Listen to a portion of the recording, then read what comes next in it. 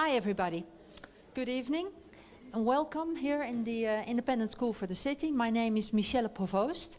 I'm a member of the Dean team of this school, and I'd like to introduce you to the, not to the speaker of tonight, that will be the job of my colleague Wouter van Stiphout, but to the Independent School itself.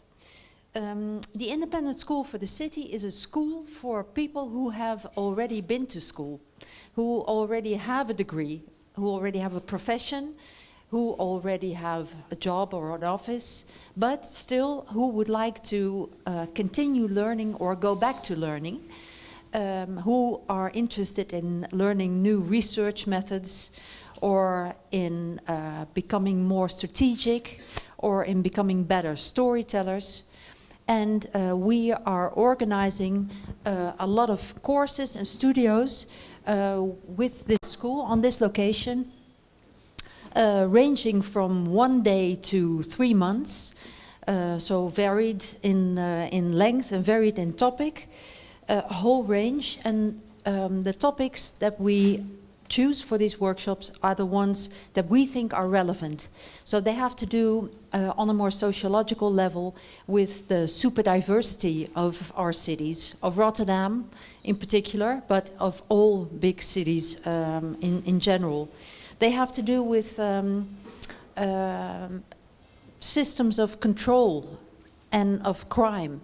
You can see here this the circular map that we produced over the last weeks that have to do with all the different levels of public and private, with control and cameras, for instance, in this inner city part of Rotterdam.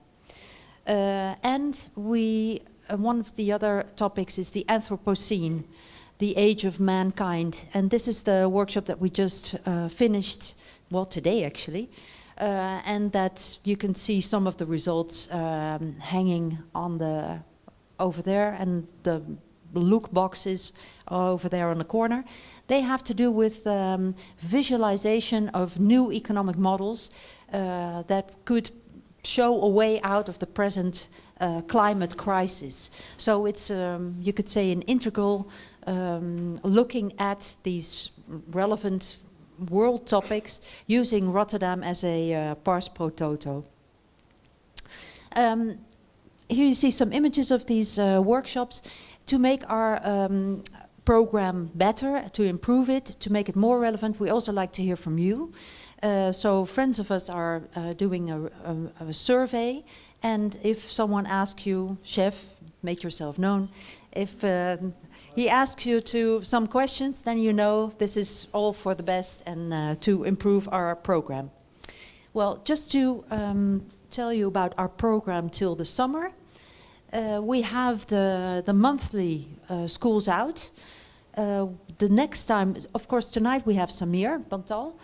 The next time we'll have, that's at the end of April, Verity Jane Keefe, who is a visual artist from London, working in urban regeneration, especially in the eastern London part. And she has been a resident in this eastern London neighborhoods for a few years and made a lot of work there. That's what she will be showing. 27th of May we have the Brussels Cooperative, BC architects, who are talking about a loam-based building, so a form of bio-based building. They also give a workshop the day after, but that one is sold out already. And then 24th of June, you have to put that in your schedule, that's the yearly school party. The last time we had was 2 years ago, just before Corona, but we're aiming at the same level of fun.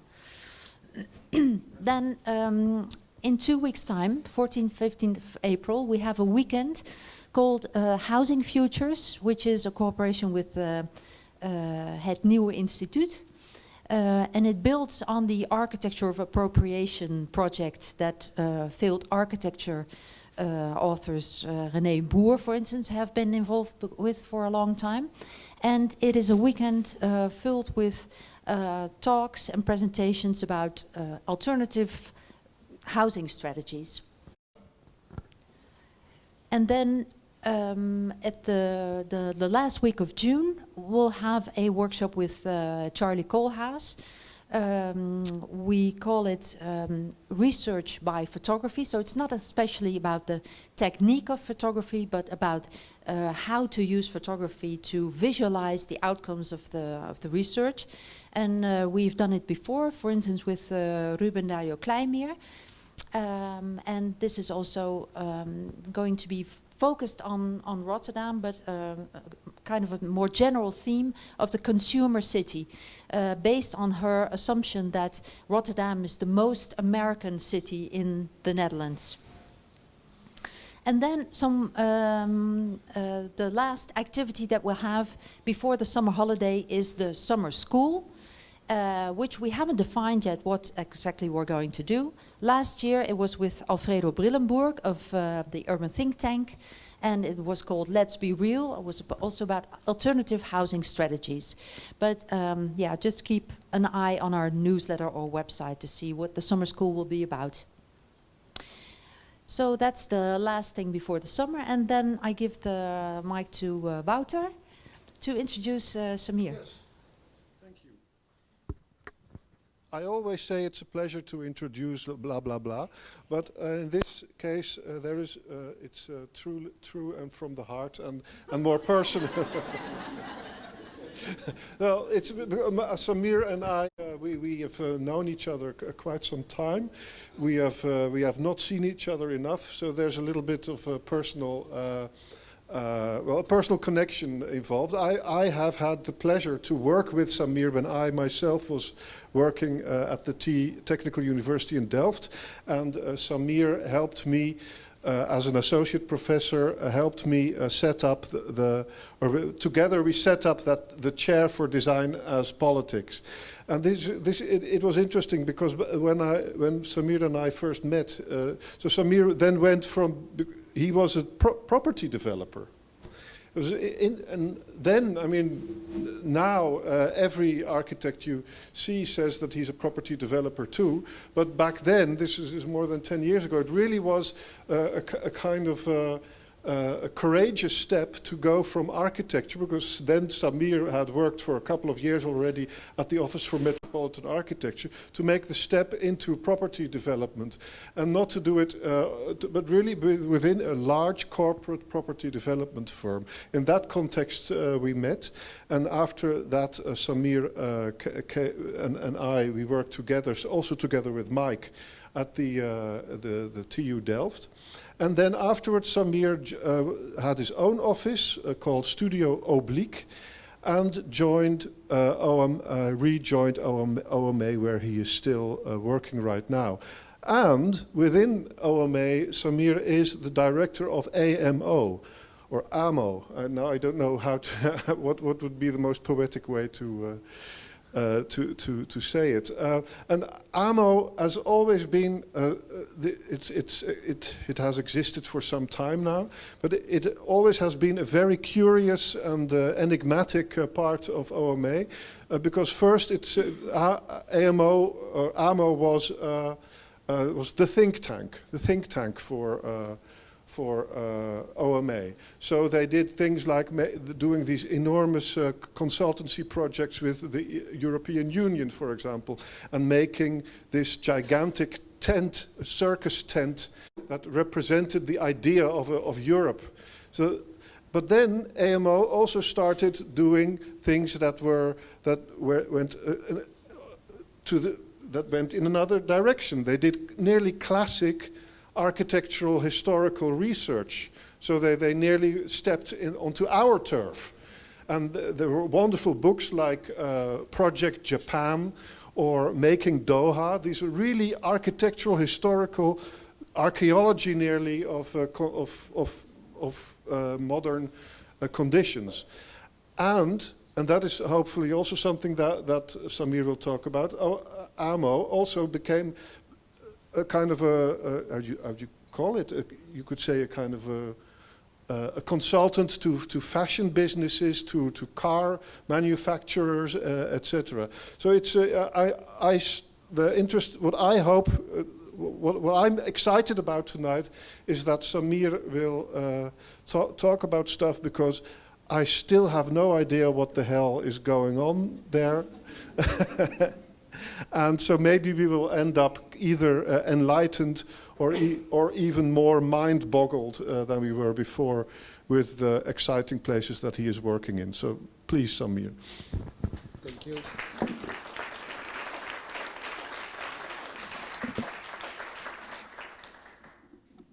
When I was putting the presentation together, I actually wanted to call it Beyond, simply because, exactly for the reasons that that you just mentioned. I got interested in architecture, and after studying architecture for a while, I constantly got interested more and more in the beyond, like beyond what defines architecture, whatever. Like the epiphany was AMO, where it was actually saying that you could basically make a business out of that beyond the part. And I thought, well, you know, I have a diploma, I'm an architect, I can call myself architect, so why would I continue working as an architect? It's actually interesting to see what is beyond architecture. And the reason of working as a developer was exactly because of that, because my first lecture at Delft was by a project developer who spoke about architecture in a way that I had never heard someone speak about architecture. And so I thought it was important and crucial for me to understand who is sitting on the opposite side of the table later in my profession. So that was the reason why I started to study the project development. But all right, so Beyond. So this is just a collection of a couple of projects, a number of architectural projects, and a number of, let's say, everything that can be seen as AMO. You know, I still work in both fields, so I still do architectural projects, which then fall under OMA. Sometimes start under AMO, then move on to become OMA projects, traditional projects, and of course, the projects that Wouter also described that are, you know, a much more on a kind of like a way of researching, investigating. Different topics that we find interesting. So let's start with the architecture part. So this is a project in Seoul, Korea, for a luxury car brand called Genesis, where I proposed to basically stop the idea of that cars always have to be presented in the same way with this kind of, how do you call it, a kind of a cabinet, like a glass cabinet. Basically, that type of architecture hasn't changed for around 60 years. And why not do something that actually draws people in and get people to be curious? And also represent cars almost like in a very stylized urban environment, something that actually relates to the early days of the mother brand Hyundai, where they used a very clear language of presenting cars in a kind of concrete urban environment. The other thing that we did is basically take out all the cluttering that you would normally find in a car showroom of, like, you know, plants, coffee machines, newspaper stands, etc., and focus these in a couple of rooms. The true innovation, I think, I mean, the other things are in a way also innovations, but the true innovation was actually the fitting room for the car, where we switched the light from a side instead of from above, so that you can actually see yourself driving the car, which is actually something that no other car brand has ever done, which is quite strange, because it's the funny thing is that going to Seoul often, I would see people, you know, waiting in front of a red stoplight, looking at themselves in the reflection of buildings. So I thought, why not use that as a way to really wear the car and try it on before you drive it out. Um, this is a project that that was the first architectural project with Virgil Abloh, where we tried to challenge the idea of like what the meaning of retail, let's say, for Off-White, and the meaning of retail in the design district in Miami, where there's always this kind of quite stiff approach of what a store is. So the idea was, what if actually storage is the only part that is consistent and stable, and that the rest, everything that is transactional, is unstable and actually can move, meaning that the facade can actually be pushed all the way to the back, creating different variations of what fashion in this sense, but also a brand built around the person who is, not only defined by fashion, to be reflected. So the shop was actually as untransparent as possible, but at the same time would invite people for a different use of this space. So pushing the facade all the way to the back suddenly creates this kind of public space entering the store, where programs, and this is a kind of multifunctional facade that could open, that could close, could host a different type of events, especially in the design district during Art Week, Art Basel. This would be actually a hangout rather than a shop. And so this was, let's say, the interior and the final result, where we actually used the stock room to be almost like how do you say, like a vitrine, but almost like an art performance itself. For the Paris store, we used a different approach. Again, similar in terms of like what can a store be more than just selling products. And the reference that we had, of course, was Colette, a famous streetwear platform. Actually, it was much more than just a store in Paris, where actually all the big names, the people who now, let's say, we call influencers, the people that actually set the direction of what streetwear is today.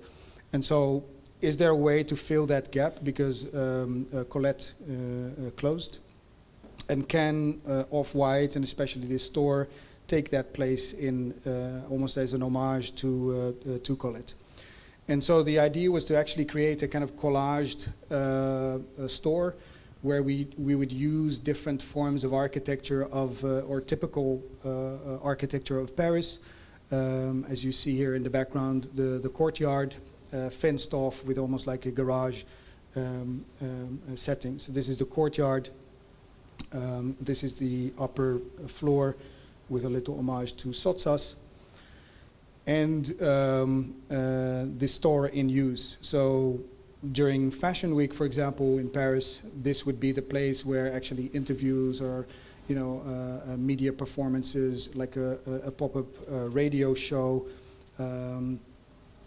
would actually happen, or where Virgil and friends would actually use it as a again, like as a vitrine for performances, and take over the one of the most prestigious and stiff, again, kind of retail streets in Paris.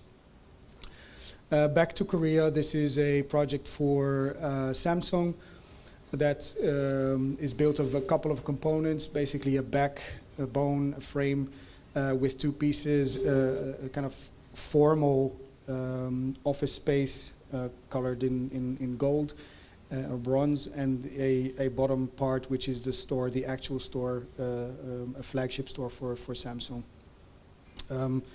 The location actually meant for asked for a different approach, where we actually created a very thin, almost like the thinnest possible core, with all the staircases, elevators, you name it, and then the store would be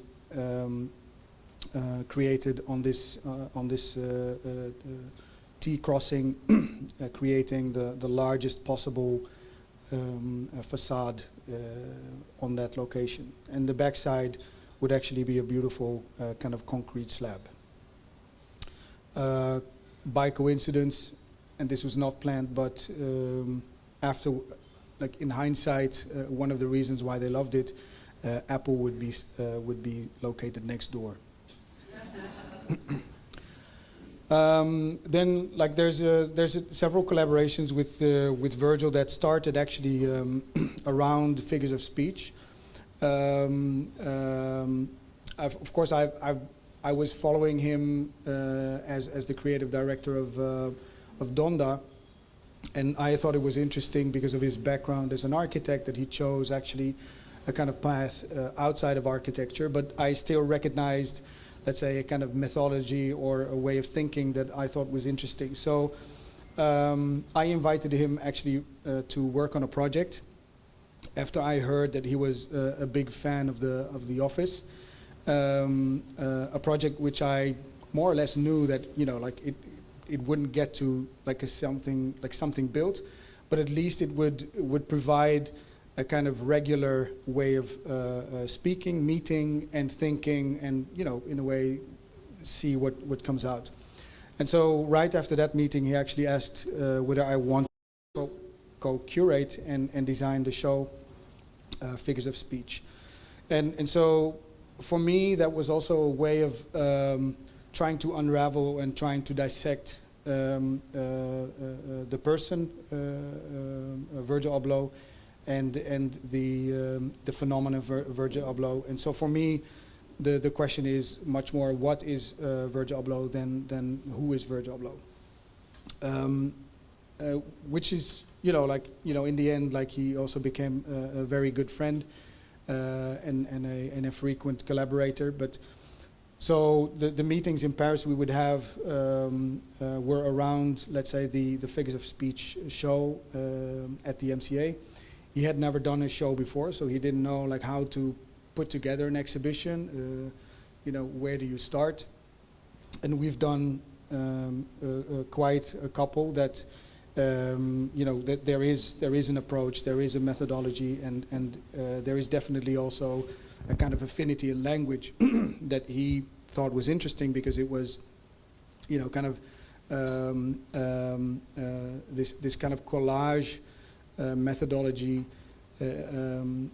was a way for him also to express all the elements that are kind of fundamental in who he is as a person, as a designer, etc. So the first thing we did is actually looked at the proposal from the MCA, which was a kind of chronological order of works, starting with Pyrex and then basically ending with Louis Vuitton, which I thought was boring and predictable. So I introduced something where we would say, why not build rooms and spaces around, let's say, the disciplines that he works in, because the disciplines actually also create possibilities of showing, you know, the network of Virgil. Who does he work with, and what is the result of that collaboration? So we created a kind of a themed rooms almost, like, so there was the fashion room in the beginning that also had some art, music, a kind of intermezzo. This was a room built around ethnicity that we called Black Gaze, and then the last room was about art and design. And so Pyrex would be an introduction, but showing that the introduction actually created the platform for him to spin off in all these different fields. So we spent numerous hours of working on the model actually, which was also quite fun because it was, you know, a very relaxing but also almost a form of meditation, but you know, getting to know each other better, while also talking about art, talking about music, and talking about, let's say, the world of fashion that he entered as a non-fashion schooled designer. So as an outsider entering fashion, as an outsider entering music, as an outsider entering art, etc., etc.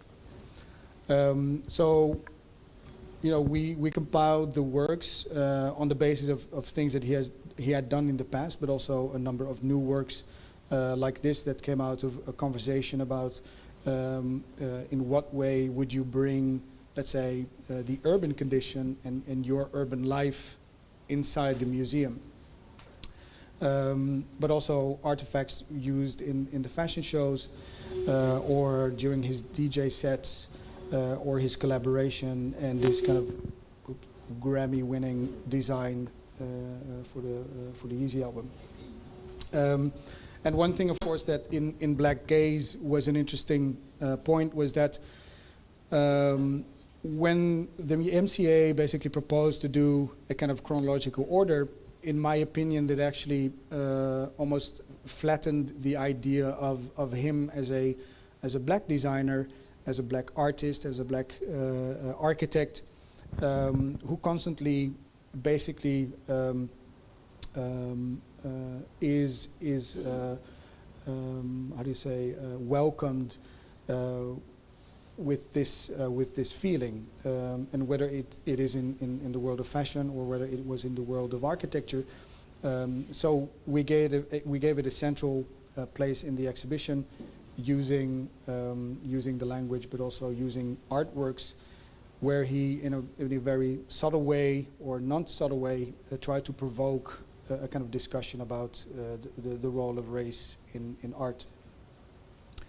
And of course, we also had to present, let's say, the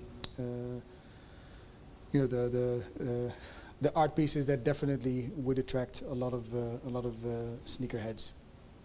But also the collaboration of IKEA that I thought would be interesting to actually pile up together rather than put against walls or in a kind of like museum setting. I'll skip this. And during that process of designing the exhibition, we also spoke about like what is the role of a catalog and how do you, let's say, translate the work of a you know, of a show in a catalog, and would you then highlight only the pieces that were shown in the show, or what I thought was perhaps another approach is to take, let's say, all of his work, everything that he had done so far, from almost like the moment that he was born until the moment that he was appointed the LV director, but also the moment of the show. And that was composed out of, I think, like 7 laptops and 13 external hard disks. And I basically said that is your catalog. So you just need to find someone who's actually willing to go through these 7 laptops and hard disks. I'm not going to do that, but I think it will still be great as a catalog. And that in the end became almost like a total index of all his work, with you know, behind the scene pictures, him sketching, him working as a young kid, DJing all the way to 2019 basically. In Doha, almost like in a similar moment in 2019, we were asked to do a show about modern architecture during the opening of the National Museum of Qatar. The one issue was that we had 12 weeks to do the research, the design, and basically production.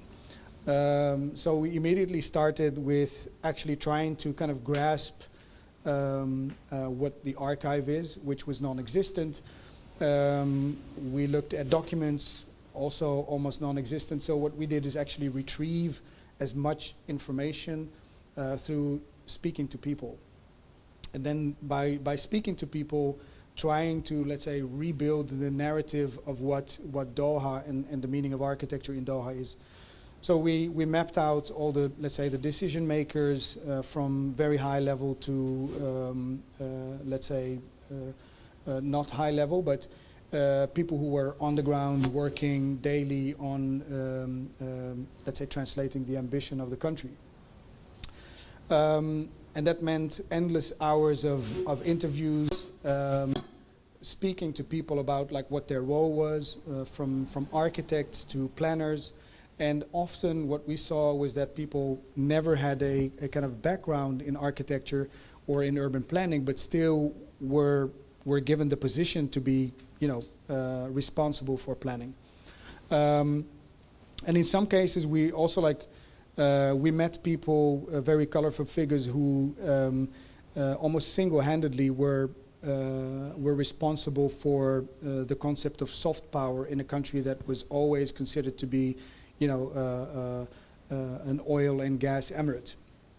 And so this person, Sheikh Hassan, and his brother were famous figures in the 80s who would travel to London, Paris, New York, and actually were part of a art elite, but also very well connected in, let's say, the music or the film industry.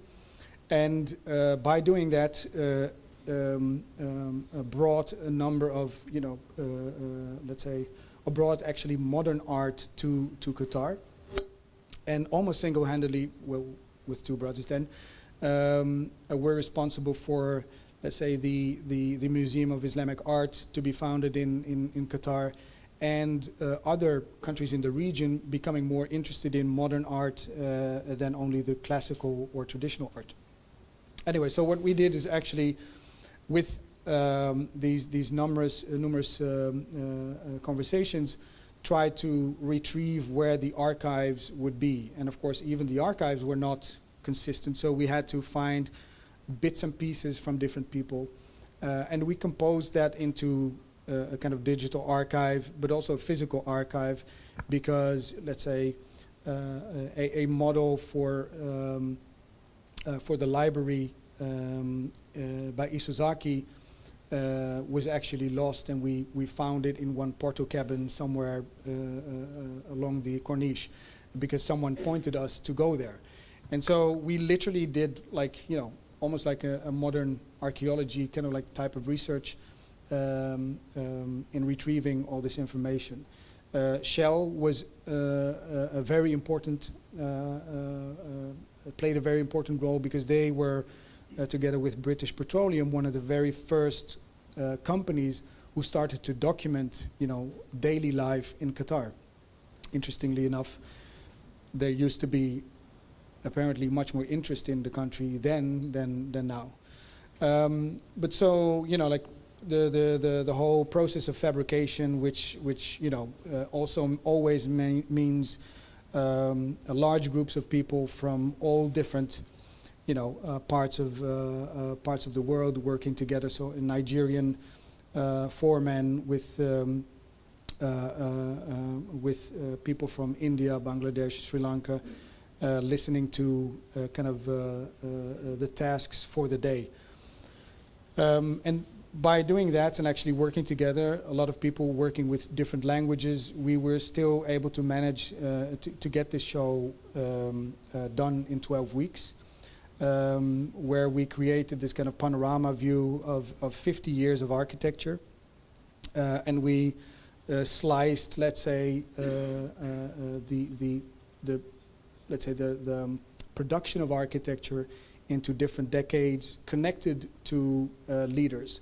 So each leader had an ambition and had an idea or a vision for the country, and so what we tried to do is almost, as a kind of like in a forensic way, try to rebuild that argument for each period. So this was a period, for example, from 71 to 95, when Qatar became a modern state. There was also a period where it started to export more, but also import more culture.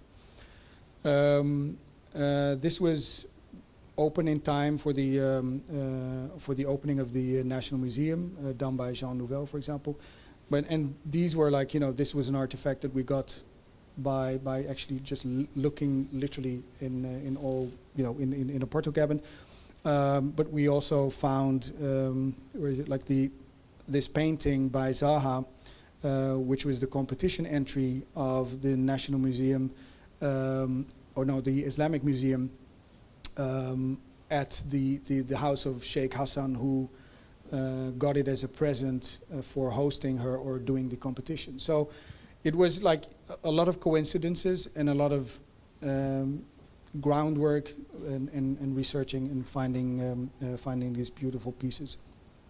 To also master plan books by Pereira, the architect who did the beautiful Sheraton, this kind of pyramid building at the Corniche, and these were the first kind of sketches that he made in order to create the Corniche that was actually not present there. And then the third part of this talk I called Beyond the Countryside, because that was basically the project that throughout all these projects that I showed was a kind of consistent factor in the background, which was 5 years of research, 5 years of trying to get this show done. It was interesting because we were asked by the Guggenheim to do the show. They were willing to host the show, and we heard about a, let's say, investor, a sponsor, a donor for the museum that actually would be able to kind of make 5 years of research possible. So Cadillac was the company, and was about to sign this contract of supporting the Guggenheim.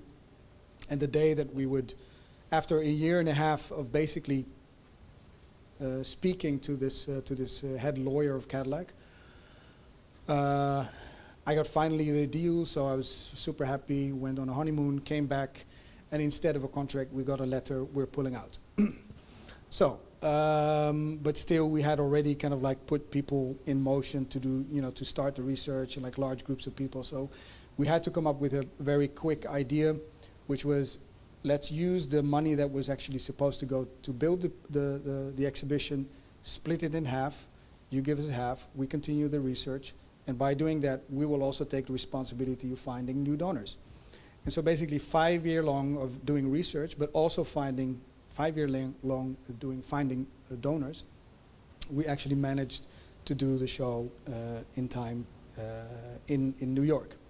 So this is basically a narrative that you could, let's say, get from the research, because the way that it was presented in the Guggenheim was almost like a very rational way of chopping up the research in parts, in different themes.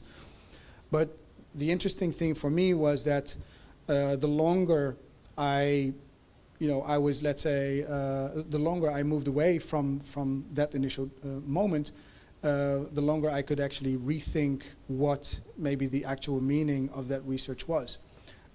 Which was a weird concept, because like when you do the research and the investigation, you think that you end with a certain conclusion and an end result, but actually that end result is never there, and you can actually retell the story differently every time you would tell the story by using the same kind of research. Does that make sense? Or yeah, all right, good.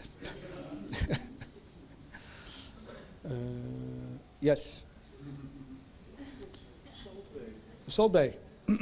I never thought I would have Salt Bay in a presentation, but I had to put him in. Well, some of you know him, Nusret, a Turkish butcher who became a chef, and inventor of the $1,000 24-carat tomahawk steak. Runs restaurants in 15 major cities across the globe. And has almost become a symbol of urban popular culture, let's say, its obsession with food, and actually food as entertainment. I read an essay by Sir John Glubb. It's called Fate of Empires. And he's a general and well-traveled, well-traveled diplomat, and analyzed basically the life cycle of empires, and found that a number of these empires had remarkable similarities. Empires last about 250 years or 10 generations. And they span 6 phases from early pioneers to an age of decadence. And one remarkable finding is that a specific profession is disproportionately hallowed as an empire declines, and that's chefs. So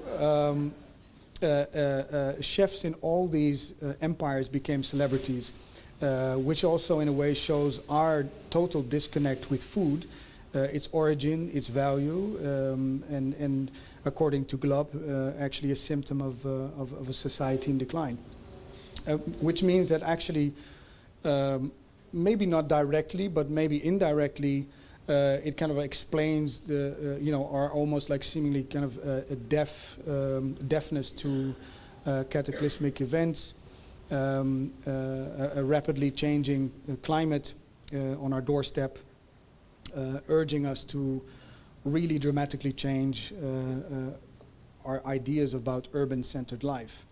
And we're running out of time, clearly. And we're actually also burdening a lot of young people with decisions that we made about, let's say, our focus on the urban. And so this neglect, let's say, of that part of the world that we call countryside has had a profound effect, of which the emergence of kind of populism in many countries, almost all at the same time, as a kind of like stirred disconnect between a disconnect between the city and the countryside. And like we've all seen in January of 21, where this could lead to, if this absent, let's say, dialectic between countryside and city, even challenges our ideas about democracy, while slowly this kind of a dictatorship of almost like no alternatives takes over. One of the reasons for starting the research was actually that this research of the United Nations presented that there was a statistic proclaiming that for the first time in history, more people would live in cities than in rural areas. And it even predicted that mankind could become 70 or 80% urban by 2050. And this statistic actually became almost like an alibi for also architects and planners to exclusively focus on the city, almost as a form of neglect of everything that happens outside. And this neglect had a kind of profound effect, as mentioned before. And one of the things that came out of the research was that this disinterest almost of the countryside is something new, because politics and the countryside used to be very strongly connected, especially in the 20th century, the era of mega engineering. A kind of worldwide phenomenon, promoting man, subduing literally all men, subduing nature for the professed human betterment. And so well before cities became, let's say, agents of modernization, it was the countryside that actually enabled political leaders to present massive proposals for radical redesigns and transforming large sections of the world. All of them actually oblivious to the colossal risks while attempting to increase, let's say, food productivity or combat the climate or increase national security or even remaking a rural society or repositioning rural society as Mao did. And so a lot of these plans still echo in today's countryside. And perhaps maybe the largest plan of all, even though this guy would disagree, was Herman Zorgel's Atlantropa, who imagined a kind of alliance between Europe and Africa as an answer to, let's say, the rise of power in the East and the rise of power in the West. And it was planned as a kind of well-calculated model of food and energy harvesting, and actually a space expansion for Europe. And Zorgel envisioned a kind of technotopia in which the Mediterranean Sea would be lowered by 200 meters, and creating up to 600,000 square meters of new arable land, in the process displacing and replacing a complex cultural ecosystems. But the ultimate goal was always to kind of create this new geopolitical, resource-driven supercontinent. So this is not an attempt to actually show that this was a great idea, but it just shows almost like the naive ambition of maakbaarheid. What's maakbaarheid? What's a good maakbaarheid word? Generations have tried to translate it. Yeah. But it's Maakbaarheid, it's a Dutch word. Yeah. And obviously very ignorant to the kind of problematic colonial alliance that it entails, which also was normal in that time. Stalin, on the other hand, kind of in response to the 46 drought and the 47 famine, created the Great Plan for Transformation of Nature, and that was his take of a mega project. It was inspired by the US shelter belts in the 30s, and it was a way, or an attempt actually, to fight the drought of the Dust Bowl crisis. And he drew these lines on the Soviet Union, these lines in the steppes, as if it was an empty canvas. It was a kind of grid-like structure of trees and bands of, let's say, multiple rows of trees that, according to a very interesting coded language, would consist of different tree species, ensuring water retention and creating a kind of self-controlling environment against the weed, but also against the cold and dry air from Siberia. And these are still visible today. And even though that this idea that originally came from Lysenko was theoretically refuted, in some recorded cases it actually worked, and it actually, the areas between the trees did perform better. But ultimately the project was considered an incredible failure. But as a result, basically the 20th century, and this is by no means a complete image, but dramatically reshaped large parts of the Earth's surface, expanding habitats, securing food, and restructuring power. And roughly around the same time when Mao's Cultural Revolution took place, by restoring kind of ideological purity, let's say, by sending elitist intellectuals back to the countryside to be re-educated, and urging the population to get rid of the four old customs, old culture, old habits, and old ideas. This Dutch farmer turned politician, Sikkel Mansholt, was working on his idea of reshaping Europe forever. So again, out with the old and in with the new, and completely restructured and redesigned, let's say, Dutch landscape. So the devastation of, again, also here, this kind of fear of hunger after the Second World War, and this famine, it sparked a kind of overhaul of the millions of small-scale farms that would never be able to produce, in his opinion, enough nutritious food in a fast, viable way for Europe. And so, through a combination of subsidies and the CAP, the Common Agricultural Policy, these land reallotments in Europe went from a kind of amorphous structure to this kind of grid-like flattened out area. But this measure actually worked so well, this subsidies and restructuring, that very soon we got like excessive overproduction of subsidized milk and butter, for example, in Holland, but basically struggling farmers in France. And so when we actually looked at a kind of a geographical map of Europe, it became obvious that actually this idea of reallotment kind of falls exactly in place, or was successful in the parts that were flat.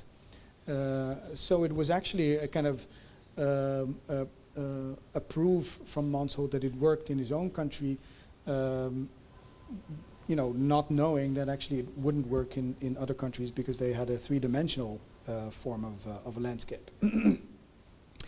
And kind of uncoincidental, maybe representing the kind of outlines of the former Roman Empire.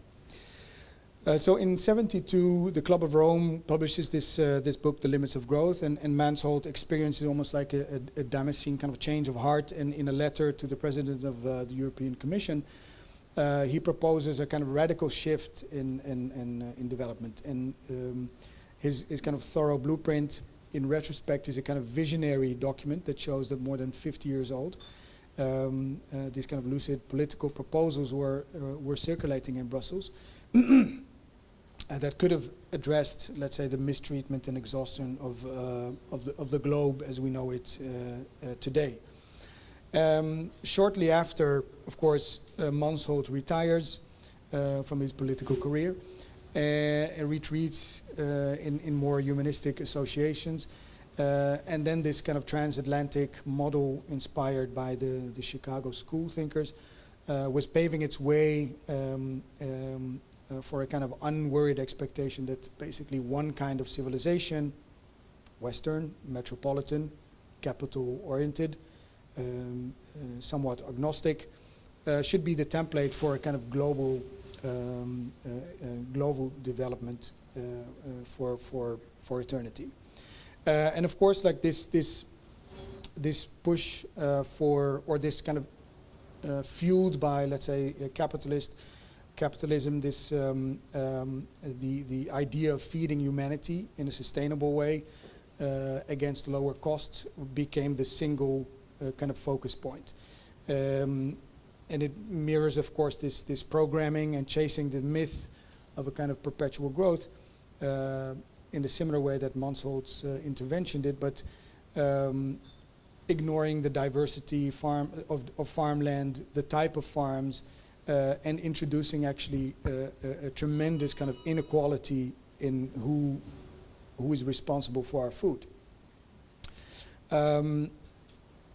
But this model actually opened or paved the way for Silicon Valley, for example, that applied this kind of highly capitalist model in entering farming and creating, therefore, almost like a new type of farmer, and in borrowing language and motives previously, let's say, applied in the smart city and the Internet of Things, and even pulling in big pharma under the doctrine of kind of efficiency, similarity, uniformity. Again, ignoring, let's say, the diversity of, let's say, of the landscape, of the cultures that have been kind of managing our land for a long time. And again, also paving the way for outsiders from, let's say, agriculture. So even a Swiss chocolate maker, it has become quite easy to enter the market of fake meat. It became easier to enter the market of fake meat than real meat. So as a result, this kind of similar overriding monoculture initiated in the 80s and has even been applied to, let's say, our animal kingdom, as, let's say, the Holstein Friesian cow, for example, becomes the dairy currency. And even in some regions, like here in Qatar, cows will have to live in indoor refrigerated stables 24/7. A kind of indoor nature, an indoor countryside. A countryside that is actually non-resilient to normal nature, and only acquires people to approach it in clean suits with clean room apparel. And so the idea of this image is not nostalgia, but it basically shows that if you would travel the countryside by the early 1900s, this in different shapes and in different ways is what you would find. A kind of appearance deeply rooted in local indigenous culture, ultimately specific and never meant for a kind of global audience. And as an effect, this has also on not only on the animal population or animal diversity, it also means a kind of decline in even language globally. And so perhaps it's actually too easy to only blame, let's say, neoliberalism for this erasure of a very complex and diverse system. But through a bizarre kind of coincidence, when we were doing the research in the Westland, we found that French philosopher and mathematician Descartes spent a crucial part of his forming in thinking about nature even, while he was in the Westland. And so even his theory of I think, therefore I am, introduced a kind of new concept of looking at the world, and for the first time he placed mankind and the human outside of, let's say, the realm of nature, and actually above nature, and centralizing man rather than seeing man as part of nature, which was quite fashionable in that time, because gardens were designed and developed where birds and plants would be moving on the motion of water, showing that actually animals or birds can be interpreted as machines, basically soulless creatures that can be refabricated and rethought.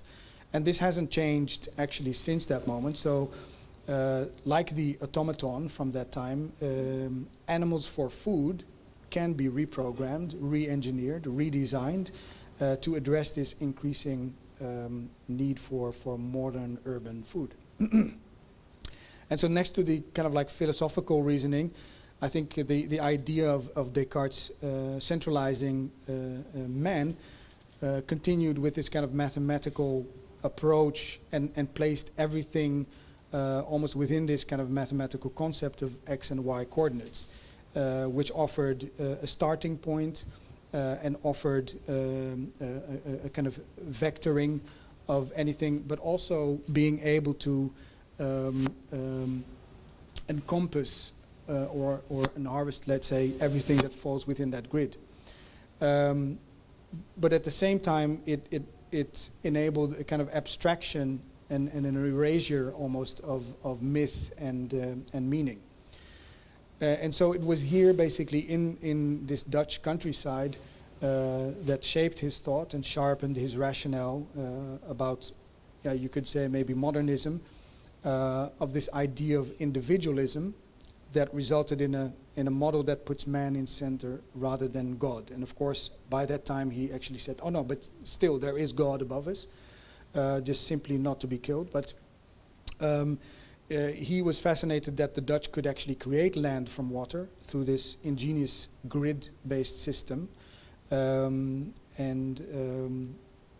Which for me was also quite interesting to see that someone in his late 20s actually develops this thinking of philosophy. I'm sure I wasn't doing that when I was 20, but but of course this same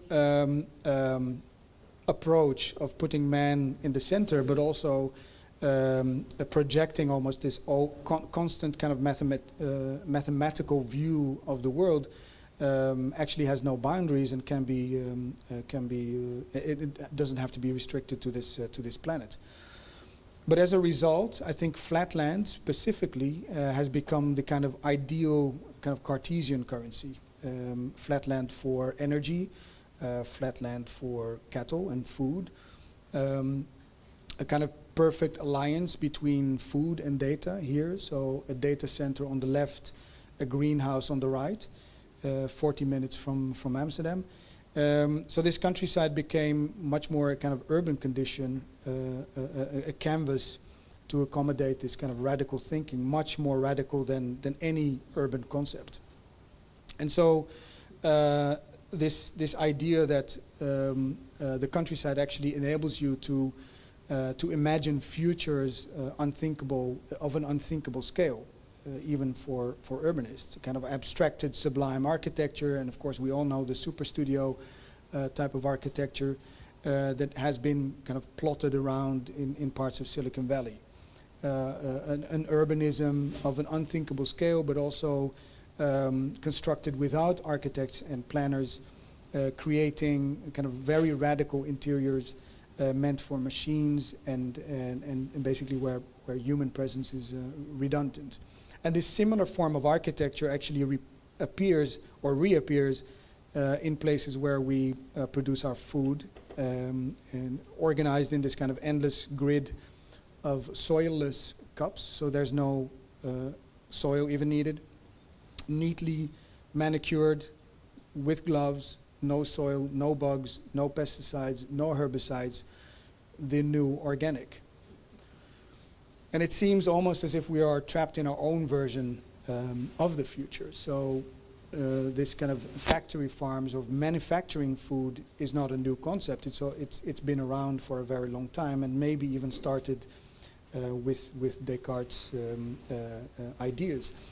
But the impact of this giga-scale farming is kind of best noticeable in from the air, where in this part of the US, these kind of single crop farms using a kind of ever increasing arsenal of machinery that scrape literally the earth and eliminating, by doing that actually eliminating any form of biodiversity, by basically eliminating birds, bugs, entire ecosystems, and at the same time depleting the soil, which means more nutritions, artificial nutritions, more seed modifications in order to kind of have something to grow in these kind of depleted areas, which is a huge contrast, of course, between the way that we visualized and thought, but also celebrated our food,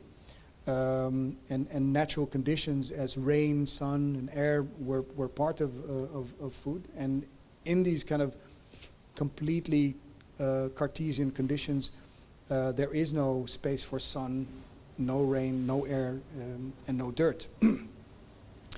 Interestingly also, that changed the way that we talk about farming or even about food. So on the left, let's say the 20th century vocabulary about food and things like frost or rocks or whatever, a wheelbarrow, have been replaced by remote monitoring, waste prevention, and even the cloud. So, this is how you would spend your time as a farmer in the 1700s. This is how you would spend your time as a farmer in the 2020s. And the farmer has become a data operator in a kind of in a control room, reading and making a kind of his analysis of data, using a very interesting arsenal of shiny metal boxes high in the sky. And our search for precision, actually our continuous search for precision, is actually flattening almost like our very existence and perception of Earth. And so when in '67, let's say the first color picture of Earth was taken, it almost like marked a kind of new wave of realism that actually the Earth is finite. It's not an infinite thing. But at the same time, it also positioned man again outside of Earth and maybe even above Earth.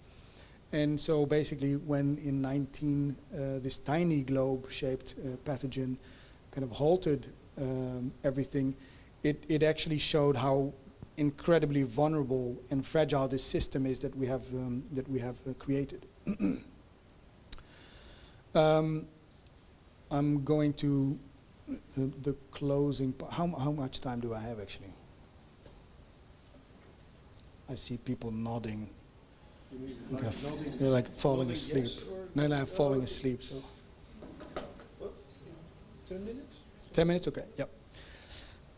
So yeah, this is an image of, let's say, 1950s, where, let's say, the majority of the world was rural, meaning that less than 50% of humankind was living in cities, and large parts of the world looked actually like the Russian picture, and the red parts were a more majority kind of urban people. And so by the 2050s, according to UN's prediction, the majority of humankind will live in cities, and especially in the next coming 30 years, urban growth will happen predominantly in the developing non-Western nations at a much larger scale, but still using and applying the same model that we have invented for our cities and our nature. And so now in 2020, basically the two blatant tasks, let's say, stand out. The inevitability of total urbanization and the rediscovery maybe of the countryside as the most important place of involvement for our planet to survive.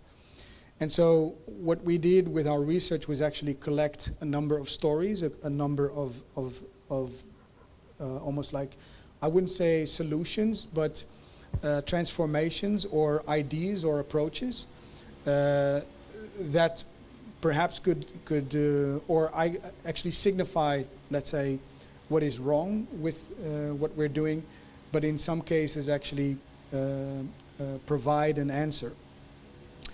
And so there's this thinking of using preservation as a model, where the half-Earth theory basically says, if we retreat as mankind from different parts of nature and actually keep 50% of the Earth fully preserved, then we will make it as a species. And the other I'll just continue with this one. So the two concepts actually deal with the future of the Earth as a whole, and unfolding this problem of duality between the urban versus the countryside. And we're actually getting to that 50%.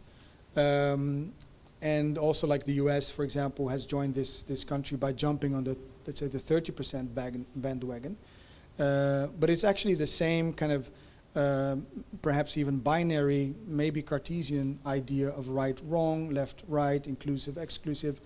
And the question is whether this has a realistic chance of succeeding. So the issue with this half-Earth principle means that actually some parts we have to sacrifice for nature, and in some parts we have to sacrifice for, let's say, production or let's say the urban conditions.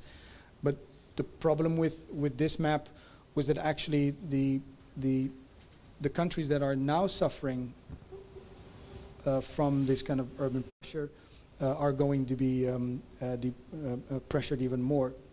The other model, originally called the whole Earth, we dubbed shared planet, which can be reconstructed in almost like an array of interventions, sensitive to a more realistic idea of limitations, a kind of convivial approach based on ancient indigenous structures and ecosystems, but actually combined with a kind of modern technology to accelerate rather than to exploit.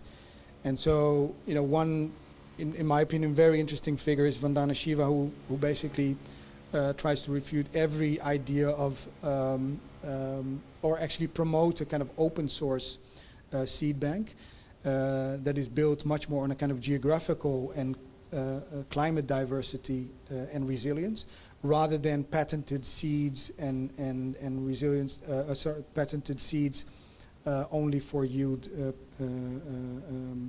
projections. And so, you know, perhaps there's a number of old ideas that we could rethink of. For example, is this shared planet maybe a moment to rethink this idea of the phalanstery?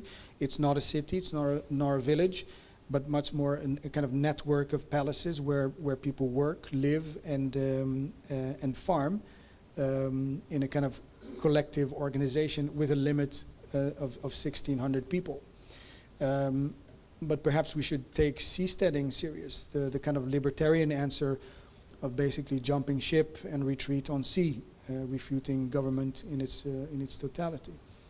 But perhaps technology can actually help us and in some parts extend Japanese rural life expectancy through a kind of merger of robots and humans.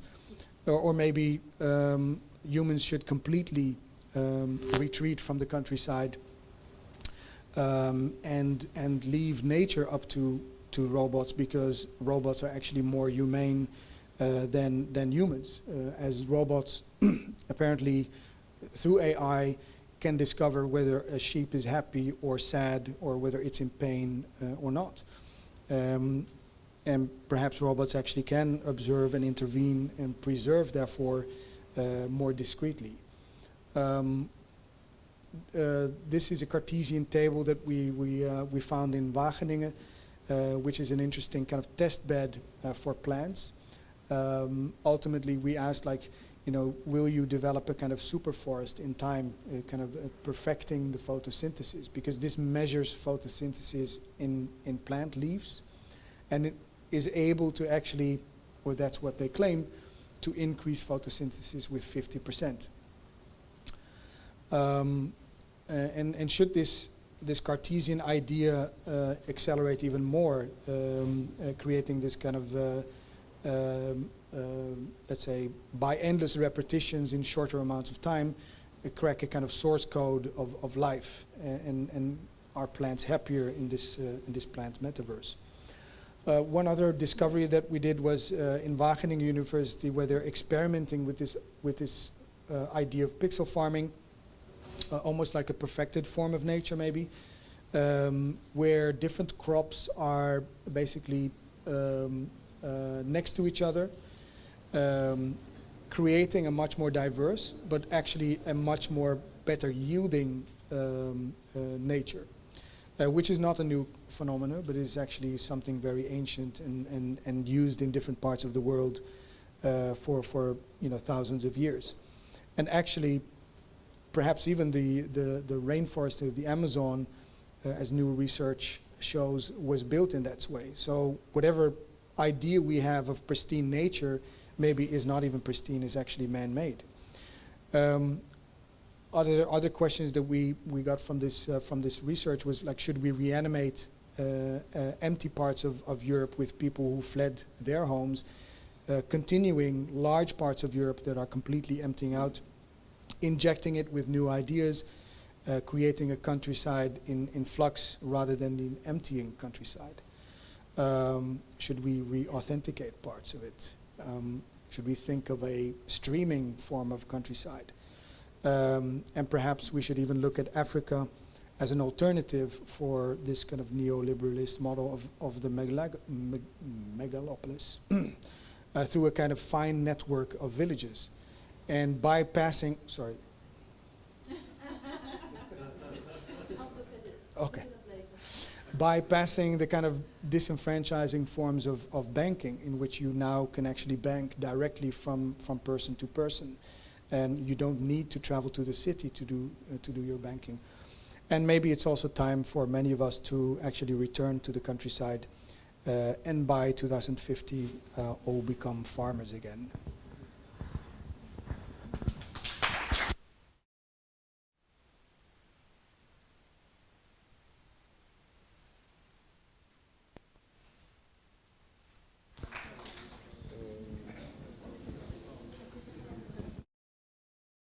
Thank you, Samir. Thank you so much for this incredibly generous lecture. You've given us so much to worry about. I want to ask just one question, and then we can do a couple of questions from the room, because then we still have a crazy little movie to watch. I was wondering, the countryside had such a, I mean, for an architectural exhibition, or an exhibition with an architectural background, countryside had an enormous exposure, was shown in the Guggenheim, etc. And there's an enormous message in it, right? I mean, you made that very clear today. A message of a part of it is that there are all kinds of things that we can do, but also part of it is we are all going to hell. And so how has the response been from people who matter? Well, first of all, I don't think it's that binary again. Like, I don't think it's like either all good, but or we're going to hell. But I think it really basically shows that. I mean, we as architects, maybe as planners, also have quite a lot of blind spots, let's say, and we've developed those blind spots over the years by only focusing on everything that we thought mattered, which is a kind of urban life. But we never looked at what that meant for the part that was actually supporting that urban life. And at the same time, we started to promote this kind of urban life in many parts of the world, using that exact same model. And I think it's really a moment, and I mean, this was not a form of like trying to alert or whatever, but it was actually much more kind of. But it does alert. It does alert, but it was much more almost like a personal kind of fascination of, you know, what is happening there? Like, what do we know about it, and what do we know about it as also like OMA or as architects? And so, I mean, the 5 years were a tremendous kind of. When people would ask me like, "What are you doing?" I'm like, "Yeah, I'm doing field trips actually every day." We would go to Wageningen, we would go to Westland, we would go to, you know, these Silicon Valley data center farms. It was really like fascinating to see things that you've never seen before, but are a fundamental part of our daily life. Mm. You know, the data centers storing everything that we do, basically of our daily life, but also sending the products that we need for our daily lives, and actually, you know, et cetera, et cetera. Okay. And so basically the question was, shouldn't we engage and shouldn't we be part of actually thinking about this rather than just observing? Well, more like, you know, the Club of Rome publication triggered huge soul-searching in the heart of Sicko Mansholt. Yeah. So have there been any signs of people high up, or people who really, policymakers, entrepreneurs, etc., who have been shaken up? Well, but I think that the word entrepreneur is actually very interesting in that part, because I think, you know, by coincidence, or maybe the sad thing or sad coincidence is that when the Club of Rome and their research came out, just after that we actually introduced a model where it was not the government or it was not politics that would help, but we would leave it up to the market and the entrepreneur to solve it. But what is the incentive of the entrepreneur to actually solve it? The entrepreneur actually wants to exploit, and that's what his model is based on. So in that sense, it is a... No, I'm going to stop reflecting. Anyone has a question? Oh, you were saying... Yes, thank you very much for this presentation, very interesting. I was wondering if, because you talked about the Cartesian ideal of humanity put outside of nature, or not a part of non-human nature, and I was wondering, going forward toward the future, because you offered some possibilities and some very objective, actually not, I was wondering, what do you think? Should humanity in that sense be recentered within nature, re-embedded within nature, or going forward even more placed outside of nature, maybe more of a design perspective on, let's say, the countryside with robotic farming and whatever and whatnot? Do you think it's imperative that humanity should rethink its own role inside of nature, or place it more without? Well, I think again, I think that what we're doing basically is trying to look at the equation in a binary way, right? Like, should we do this or should we do that? Almost like as the opposite. And I think we should start to learn that things are much more complex and therefore need many more different answers and maybe many more different interventions for something that fits. And I think like Descartes was one, but I think Achterhuis, I think he's a Dutch philosopher, wrote a beautiful kind of essay about what, in his perspective or in his thinking, was another very important reason of, let's say, the exploitation of the world, was that, let's say, before the modern societies, and he was basically pointing at Christianity and specifically Western civilizations, the idea of linearity actually was introduced. And linearity in terms of like what time is, right? So you have like a starting point and an end point. And if you have a linear trajectory, that means that you have to fit whatever you do within that fixed time, which asks for an incredible kind of efficiency that other societies and civilizations at that time were not using, because they were much more in a kind of cyclical approach of the world, right? So you die and maybe you get reincarnated, or you're always part of world and you're part of earth and you're taking care of earth. And that was a much more cyclical approach of everything that happened around. But because we at some moment chose for this linear condition, it invited us to become more efficient, but actually also more blind maybe for other things. Do you think we should go maybe back to the cyclical approach? I don't know if we can, because I think it really is it's not something that we can basically switch in no time, because this is also like, Okay. Oh, there's one. Thank you so much for the lecture. I was wondering, since this research sparked 5 years ago, you said? So in the meantime, sort of the work of OMA has continued developing. I was wondering how this research is kind of impacting conversations that you're having with clients, stakeholders, since the 5 years of starting this research. Yeah. And what impact is having on the studio?